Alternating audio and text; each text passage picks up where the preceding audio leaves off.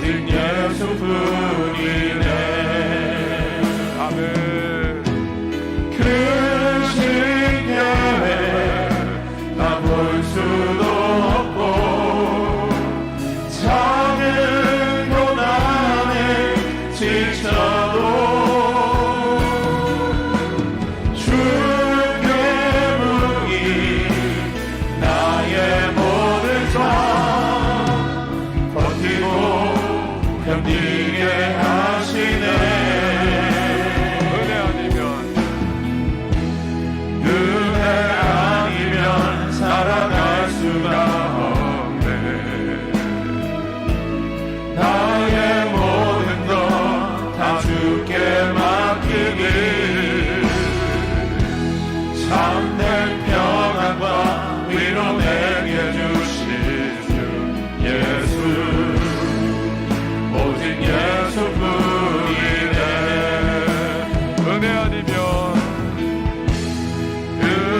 아니면 살아갈 수가 없네. 호흡마저도 다 주의 것이니 세상 평안과 위로 내게 없어도 예수, 오직 예수뿐이. 그 신경을 가볼 수 없고 그 신경을 다 볼 수도 없고 작은 고난에 지쳐도 주께 부이 나의 모든 것 버티고 견디게 하시네. 그 신경을 가볼 수 없고 그 신경을 다 볼 수도 없고 작은 고난에 지쳐도 주께 부이 나의 모든 삶 버티고 견디게 하시네. 은혜 아니면 살아갈 수가 없네. 나의 모든 것 다 주께 맡기니 참된 평안과 위로 내게 주신 주 예수, 오직 예수뿐이. 참된 평안과 위로 내게 주신 주, 참된 평안과 위로 내게 주신 주 예수, 오직 참된 평안과 위로 내게 주신 주, 참된 평안과 위로 내게 주신 주 예수, 오직 예수뿐이네. 오늘 우리가 보실 하나님의 말씀은 오늘 큐티 본문인 마가복음 12장 1절에서 12절 말씀, 마가복음 12장 1절에서 12절 말씀 보도록 하겠습니다. 우리 한 절씩 교독하겠습니다. 예수께서 비유로 그들에게 말씀하시되 한 사람이 포도원을 만들어 산울타리로 두르고 집자는 틀을 만들고 망대를 지어서 농부들에게 새로 주고 타국에 갔더니 때가 이름에 농부들에게 포도원 소출 얼마를 받으려고 한 종을 보내니 그들이 종을 잡아 심히 때리고 거저 보내었거늘 다시 다른 종을 보내니 그의 머리에 상처를 내고 능욕하였거늘 또 다른 종을 보내니 그들이 그를 죽이고 또 그 외 많은 종들도 더러는 때리고 더러는 죽인지라. 이제 한 사람이 남았으니 곧 그가 사랑하는 아들이라. 최후로 이를 보내며 이르되 내 아들은 존대하리라 하였더니 그 종들이 서로 농부들이 서로 말하되 이는 상속자니 자 죽이자 그러면 그 유산이 우리 것이 되리라 하고 이에 잡아 죽여 포도원 밖에 내던졌느니라. 포도원 주인이 어떻게 하겠느냐 와서 그 농부들을 진멸하고 포도원을 다른 사람들에게 주리라. 너희가 성경에 건축자들이 버린 돌이 모퉁이의 머릿돌이 되었나니 이것은 주로 말미암아 된 것이요 우리 눈에 놀랍도다 함을 읽어보지도 못하였느냐 하시니라. 그들이 예수의 이 비유가 자기들을 가리켜 말씀하심인 줄 알고 잡고자 하되 무리를 두려워하여 예수를 두고 가니라. 아멘. 이 새벽에도 우리를 하나님의 전을 향하는 마음을 주시고 또 건강도 허락해 주셔서 주의 전에 찾아 오늘 이 하루를 은혜 가운데 기도 가운데 열 수 있도록 복을 주시니 참 감사합니다. 또한 현장에 함께 하지는 못하지만 각 가정에서 영상을 통하여 새벽의 기도의 시간을 함께 누릴 수 있도록 복을 주시는 우리 모든 하나님의 사람들, 이 시간에 주님 앞에 감사와 찬양을 올려드립니다. 주님께서 먼저 고난의 길을 걸어가시고 십자가의 그 고통을 참으시며 우리에게 구원의 은혜를 베풀어 주셨습니다. 주님, 오늘도 그 한 걸음 한 걸음 그 하루하루를 우리가 묵상하면서 말씀을 나누고 기도의 시간을 갖습니다.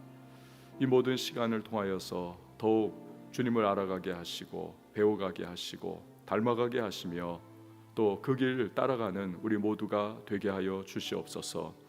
주님, 성령으로 우리를 새롭게 하시고 또한 마음을 묻고 있는 모든 염려와 걱정, 두려움, 근심들을 주님의 그 크신 사랑과 또 우리를 향한 은혜를 기억하며 주여 우리들 다시 한 번 더 힘을 내어 삶의 자리 향해 나갈 수 있고 또 주님의 은혜를 우리 의지하여 승리하는 하나님의 사람들이 되게 하여 주시옵소서. 말씀 속에 오늘도 주님의 우리를 향하신 그 사랑과 또 뜻을 깨닫게 하여 주셔서 말씀 붙잡고 하루의 길을 넉넉하게 달려가며 더욱더 주님 기뻐하시는 인생길 가는 우리 모두가 되게 하여 주시옵소서. 귀한 예물 구별하여 올려드립니다. 주님, 간절한 기도의 제목 담고 감사의 제목 담아 예물 봉헌하오니 기쁨으로 연락하여 주시고 하나님의 사람들 한량없는 은혜를 공급하시고 영혼에는 주님의 평강, 육신에는 주님의 베푸시는 은혜의 또한 강건함, 삶의 모든 자리에 하나님의 형통이 임하게 하여 주시옵소서. 하나님, 오늘도 기도하는 것은 이 하루하루의 모든 인생길 달려갈 때마다 주님 더욱더 힘 주시고 능력 주셔서 우리 이 세상의 현실과 돌아가는 상황들 가운데 매몰되지 않게 하시고 더 높은 곳을 향하여 우리 나아가는 주의 백성들, 신령한 주님의 사람들이 되게 하여 주시옵소서. 새벽을 섬기는 반주자에게 예비하신 은혜와 복을 더해 주시고 그 모든 은사로 섬길 때 우리 하나님의 기쁨 되며 또 그 섬김이 심령의 기쁨이 되게 하여 주시옵소서. 이후에 모든 시간을 주님께 맡겨드리며 예수님의 이름으로 기도합니다. 아멘. 오늘 우리가 살펴보는 본문은 유명한 포도원 비유입니다.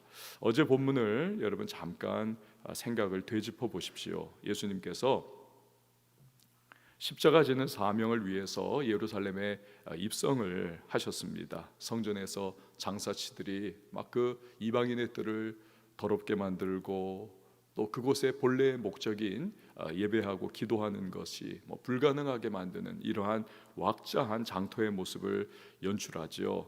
그걸 보면서 주님께서 분노로서 그 모든 상들을 덮으시고 쫓아내십니다. 문제는 그것으로 많은 돈을 챙기던 그러한 종교 지도자들이지요. 분노하는 것입니다. 그 사람들이 다음 날이 된 것입니다.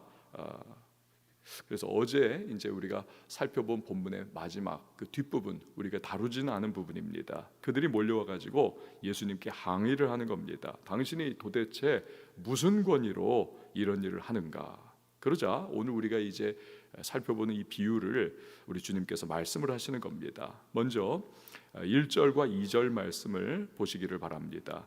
예수께서 비유로 그들에게 말씀하시되 한 사람이 포도원을 만들어 산 울타리로 두르고 즙자는 틀을 만들고 망대를 지어서 농부들에게 세로 주고 타국에 갔더니 때가 이름에 농부들에게 포도원 소출 얼마를 받으려고 한 종을 보내니.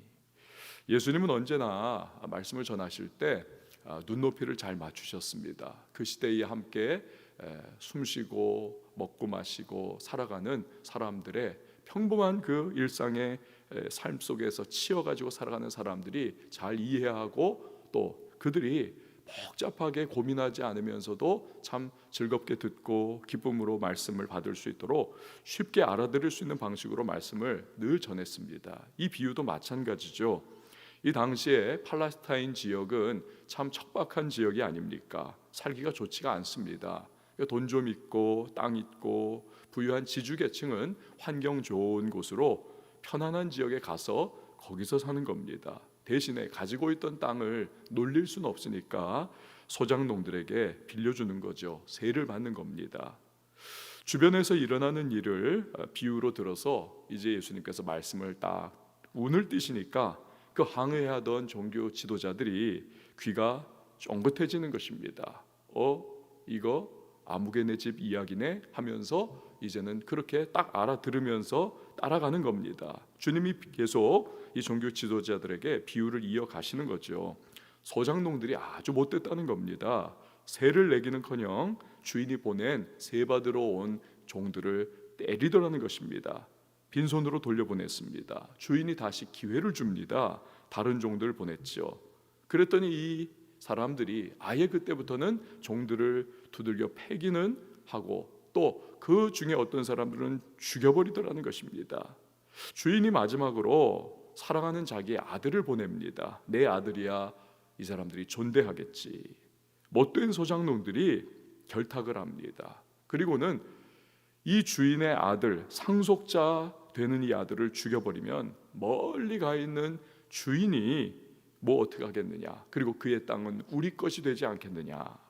예수님 당시에 관습은 어땠느냐 하면 딱히 소유자가 소유권을 주장하지 않는 경우에 먼저 소유권을 주장하는 사람들에게 이게 돌아가게 되어 있는 것, 관례였습니다.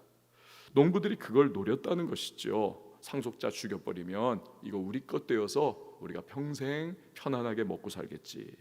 그러니까 아들을 잡아 죽여가지고 포도원 밖에 내어 던졌다는 것입니다. 일이 여기까지 되니까 주인이 더는 못 참는 것입니다. 그래서 9절 말씀에 보면 9절에 포도원 주인이 어떻게 하겠느냐. 와서 그 농부들을 진멸하고 포도원을 다른 사람들에게 주리라. 여기까지 말씀하신 예수님의 의도는 분명한 것입니다. 하나님은 포도원으로 비유되는 이스라엘을 종교 지도자들, 소작농으로 비유되는 종교 지도자들에게 돌보라고 맡기셨습니다. 때를 따라서 선지자들을 보냈습니다. 하나님의 주인 되심을 깨닫게 하는 거죠. 오늘 이 비유에서 보면 농부들에게 소출의 얼마를 요구했다라고 주님이 말씀을 하셨습니다. 얼마를 요구했다. 여기서 얼마는 원어로 들어가 보면 아주 지극히 적은 소량을, 그냥 훅 불면 날아갈 정도의 그 소량을 의미를 하는 겁니다. 당시에 보통의 지주들은 뭐 뜯어내는 거죠. 이거 그냥 겨우 입에 풀칠하면서도 야 이거라도 줬으니 너 지금 가족 먹일 수나 있는 거 다행으로 여겨라 할 정도로 뜯어내는 수준의 날강도 같은 그러한 수준으로 받아냈던 것입니다. 왜 그러면 비유 속의 주인은 아주 적은 그러한 세를 요구를 했을까요? 여러분 가끔 외신에서 그런 보도 듣지 않습니까? 외국에서 기업을 창업해서 큰 거대 기업으로 세운 그러한 설립자가 직접 힘이 있고 직접 자신이 CEO가 돼가지고 이 기업을 운영을 하는 겁니다. 그러면서 연봉을 1달러만 받기로 했다. 그런 보도를 우리가 접할 때가 있습니다. 소유주니까 돈에 연연하지 않겠다는 거죠. 하지만 그래도 CEO니까 법적인 근거를 남기기 위해서 1달러 받는 것으로 형식적으로 그렇게 마무리한다. 마찬가지인 것입니다. 포도원이 여러분 이 주인이 농부들에게 받으나 마나한 그 세를 받는 이유는 돈이 중요한 것이 아니라는 겁니다. 포도원에 대한 자기의 권리, 이것을 농부들에게 잊지 않도록 하고자 하는 의도일 뿐인 거죠. 주인이 있다. 그거 기억해라. 내가 와가지고 권리를 주장하면 그때 당신들 당연히 그것을 내게 내줘야 한다. 의도인 거죠. 하나님이 선지자들을 보내서 이스라엘 나의 포도원이다, 이걸 계속 말씀을 하시는 겁니다. 그런데 종교 지도자들은 그것만 인정해 드리고 자기들의 충성을 그냥 보이는 정도라도 하기만 하면 되는 것입니다. 그러나 문제는 그들이 하나님을 인정 자체를 하지 않더라는 겁니다. 어디에서 그런 모습이 보입니까? 자기의 이속만 챙기는 거지요. 성전에서까지 돈벌이 하면서 하나님과는 전혀 관계없는 그러한 행동을 하고 있더라는 겁니다. 마지막에는 하나님께서 보다 못해 자기의 독생자 예수님까지 보낸다.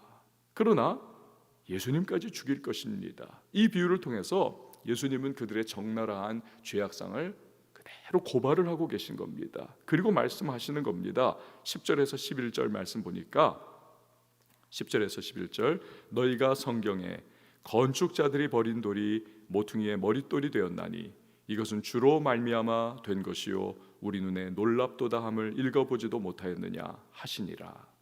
건축자들이 볼 때 이 돌은 뭐 이거 어디 쓸모도 없어, 그래가지고는 옆에 치워놓은 버린 돌인데 이게 그 건물의 머릿돌이 되는 것처럼, 왜요?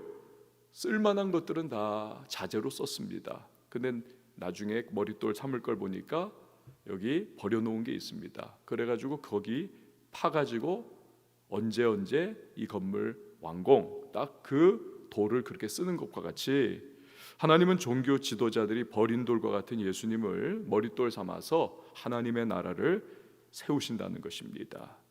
여러분, 우리가 이 비유에서 우리에게 적용해 볼 부분이 무엇이 있을까요? 먼저는 하나님의 주인 되심을 우리는 인정하고 살아가고 있는가? 아까 포도원 주인은 농부들에게 지극히 작은 세를 요구를 했습니다. 단지 내가 주인됨을 인정하시오라고 하는 용도였습니다. 하나님은 우리에게도 같은 요구를 하고 계십니다. 즉 우리 삶의 주인이 하나님이심을 늘 기억하면서 살 것을 요구하신다는 것이죠. 우리는 대부분의 순간 하나님으로부터 사실은 거의 요구를 받지를 않습니다. 물과 공기와 바람과 햇빛과 건강과 가정 등 우리 삶의 부분을 그저 우리는 누리면서 살아가고 있습니다. 그렇기에 당연하게 여기는 것이죠. 그러나 오늘날과 같은 코로나19와 같은 상황이 되어버리면 여러분, 우리가 누리던 일상이 이게 진짜 대단한 것이었구나, 이게 일상이 아니었구나, 특별한 것이었구나, 우리는 너무나 당연히 여기면서 그 안에 담겨 있었던 하나님의 역사와 은혜와 하나님이 우리에게 베푸신 그러한 감사거리들, 주님의 주권, 이걸 놓치며 살아가는 것입니다. 그래서 이러한 일상이 특별한 상황이 되는 것과 같은 현실을 직면할 때에야 우리는 그동안 얼마나 많은 것을 우리에게 베풀어 주셨는가, 이것을 새삼 깨닫는 것이죠. 그래서 감사가 그때부터 나오는 겁니다. 교회에 못 나왔다가 교회에 나와 보니까 교회에서 예배 드리는 것이 이게 진짜 감사한 것이었구나. 눈물 젖은 빵을 먹어보지 않은 사람은 인생을 논하지 말라는 말과 같이 고통 속에서야 비로소 하나님께 대한 감사를 발견하고, 하나님 그분을 발견하게 되는 것입니다. 여러분, 우리 삶의 주인이신 하나님을 인정하며 살아간다면 우리는 늘 감사가 끊이지 않을 것입니다. 왜냐하면 모든 것이 사실은 거저 받은 것이기 때문에 그렇습니다. 그리고 감사야말로 우리가 하나님께서 그분의 주권을 인정하는 자에게 요구하시는 그 작은 것입니다. 그 작은 것, 그것을 받으시는 것이죠. 두 번째로, 회개하는 마음이 축복이라는 사실입니다.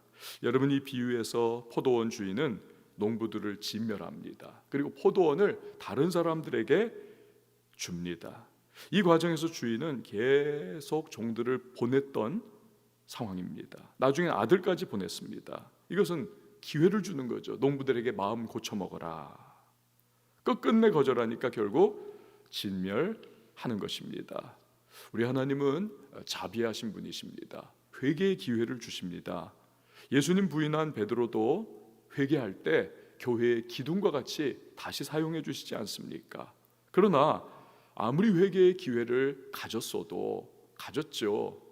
그래도 그 기회에 걷어차 버리고 자기가 스스로 목매버린 가룟 유다, 그는 자살자로 비참하게 인생을 마무리합니다.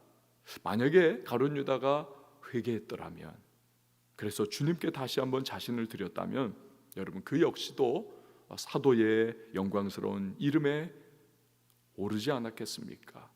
오늘 본문에서 예수님이 말씀하셨듯이 이스라엘의 이 종교 지도자들, 그들 타락과 예수님을 배척한 죄, 회개를 결국 안 하고 끝까지 안 하고 예수님 못 박아 죽이고 그리고 나서도 회개 안 하는 그 모습 속에 결국 하나님께서 멸망시키시죠. 주 70년 로마 장군 티투스가 예루살렘을 함락시키면서 그 성전의 돌 위에 돌 하나도 남지 않도록 다 무너뜨리는 징계를 하나님이 보내십니다. 회개치 않는 시대의 불행인 것이죠. 또한 포도원을 다른 사람들에게 준다 하신 것과 같이 하나님의 그 유대 민족을 향한 혈통적인 축복, 이스라엘의 축복, 이것을 다 떠나보내시지요. 대신에 영적 이스라엘인 예수 믿는 모든 사람들에게 그 복이 옮겨지는 것 아니겠습니까? 그런 점에서 이 포도원 비유는 사실은 간단하지만 간단하지가 않습니다. 구원사 전체를 총괄하는 그러한 비유가 되는 것입니다. 여러분, 하나님이 우리에게 기회의 순간을 주십니다. 회개의 기회를 주십니다. 돌이킴의 기회를 주십니다. 이러한 오늘과 같은 우리 이 고난주간의 한 시간들을 보내면서 내가 나 자신을 다시 돌이켜보고 하나님 앞에 주님 뜻대로 살지 못한 것이 무엇일까, 우리가 회개할 수 있는 기회를 주시기도 하십니다. 주실 때 회개하고 돌이켜야만 하겠습니다. 하나님은 자비하신 분이시고 기회를 주시지만 언젠가는 그 기회의 문을 닫아버리실 때도 있습니다. 그리고 새로운 문을 여시죠. 심판의 문입니다. 징계의 문이 열리는 것입니다. 이 고난주간 우리는 내 안의 죄와 욕심, 허물을 고백하면서 회개, 우리 기도로 주님 앞에 나아갈 수 있기를 원합니다. 그것이야말로 예수님의 십자가 고난에 동참하는 방법입니다. 또한 하나님이 이미 주신 은혜와 축복들을 잃어버리지 않는 방법이기도 한 것입니다. 성지순례 다녀오신 분 계십니까? 우리 교회 근래에 성지순례 이스라엘에 갔다 왔다가 돌아오셔가지고 격리 스스로 되셔가지고 고생하신 분들도 계시는데, 여러분 성지순례 지금은 다 코로나 때문에 막혀 있지만 이 상황이 되지 않았더라면 성지순례 많은 분들이 지금 가셔가지고 이 고난 주간에 예루살렘 한복판에 있는 비아 돌로로사, 슬픔의 길이라고 하는 곳을 걷고 있을 겁니다. 이 상황 코로나19 아니었다면 많은 성지순례자들이 그 길을 걸으면서 주님이 이 길 걸어가셨지, 나 때문에 십자가 지셨지, 그걸 묵상하며 눈물을 흘리고 있었을 겁니다. 그 피 묻은 십자가의 길에 문이 있는데 거기 문에 이런 글자가 새겨 있습니다. 에케 호모, 에케 호모, 이 사람을 보라 라고 하는 라틴어입니다. 이 사람을 보라. 하나님의 아들이십니다. 예수님이십니다. 가시면류관 쓰시고 온몸을 두들겨 맞으시고 뼈가 보일 정도로 채찍질 당하셨습니다. 그리고는 그 무거운 십자가를 피투성이 된 채 짊어지고 갈보리를 향해 비틀거리며 올라가시는 이 사람을 보라. 예수님을 보라는 것입니다. 그분을 바라볼 때에 우리 안에 있던 죄악이 드러날 것이고 회개로 나올 것이고, 또 그분의 그 은혜 때문에 감사의 또한 고백이 터져 나올 수밖에 없는 것이지요. 여러분, 이 고난 주간 우리가 그 마음으로 주님을 바라볼 수 있기를 바랍니다. 우리 안에 죄와 욕심이 얼마나 가증한 것인지, 그렇게 회개해야 할 것인지를 우리 알게 될 것입니다. 또한 그런 나를 위해서 고난의 십자가를 짊어져 주신 예수님의 은혜가 얼마나 감사한 것인지를 우리가 깨달을 수가 있을 겁니다. 저와 여러분의 이 하루가 주님과 그 길을 동행할 수 있는 은총의 하루가 되실 수 있기를 바랍니다. 여러분, 이 시간에 기도하며 나가십시다. 우리 개인을 위하여 기도하고, 두 번째로는 교회를 위하여, 그리고 민족과 열방의 회복을 위하여 우리 간구할 것입니다. 먼저 개인의 회복을 위하여 기도하십시다. 예수님의 주인 되심을 우리가 인정하며 살아가야만 하겠습니다. 내 마음대로, 내 욕심대로, 내 정욕대로 살았던 삶의 모습들과 나의 삶의 부분들을 회개하며 기도하십시다. 주님은 인정받으시기를 원하세요. 내가 너의 주인이고, 내가 너의 아버지고, 내가 너의 삶을 인도한다는 그 고백을 우리에게 받으실 때에 주님께서 정말 기뻐하시면서 또한 주님의 은혜와 축복에 물붓듯 부으시는 물꼬를 열어주십니다.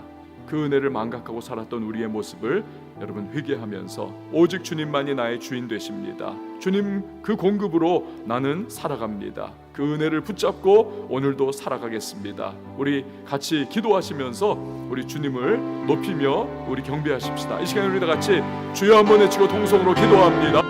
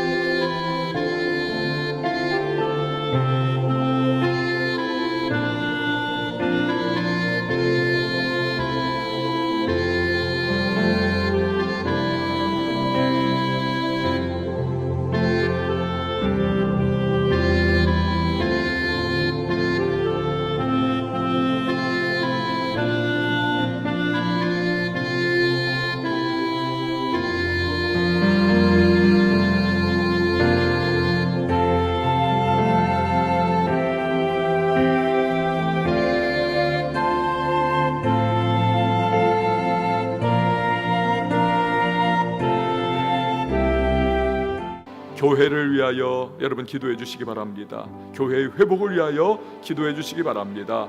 머리 되신 예수 그리스도 몸된 교회입니다. 우리 교회가 머리이신 또 주님이신 예수님의 명령대로 우리 일사불란하게 움직이는 교회 되기를 위하여 기도해 주시기 바랍니다. 우리가 다 함께 공동체로 모이기에 어려움을 지금 가지고 있는 상황이지만 더욱더 이럴 때일수록 예수님께 집중하는 모든 왕성의 성도들이 될 수 있기를 위하여 기도해 주십시오. 우리의 다음 세대를 위해서 기도해 주세요. 세상의 어떤 유불리가 아니라 오직 주님을 따르고 그 말씀을 따라 나아갈 수 있는 다니엘과 세 친구와 같은 우리의 자녀 세대, 다음 세대, 여호수아 세대가 될 수 있기를 위하여서 우리 교회와 다음 세대를 위하여 우리 주여 한번 외치고 통성으로 기도합니다.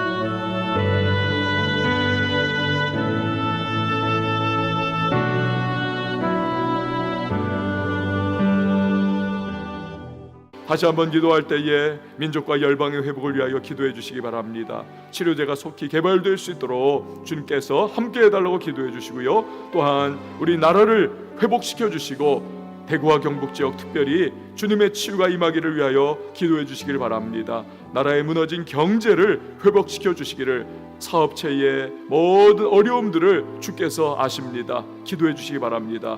코로나19로 무너진 전 세계를 회복시켜 달라고 기도해 주시고 우리 선교사님들의 사역을 위하여 기도해 주시고요. 다가올 4.15 총선을 위해서 하나님을 두려워하고 선한 지혜를 발휘하고 또 여야가 모두 함께 이 나라의 회복을 위하여서 충심을 다해서 헌신할 수 있도록, 또 그러한 지도자들이 세워질 수 있도록 은혜를 베풀어 달라고 민족과 열방의 회복을 위하여 우리 다 같이 주여 한번 외치고 기도합니다.